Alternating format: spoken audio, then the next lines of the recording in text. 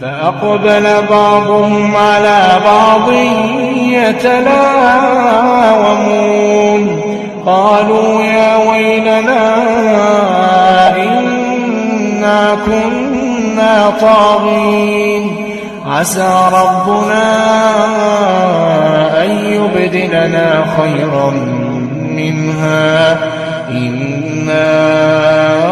إلى ربنا راغبون كذلك العذاب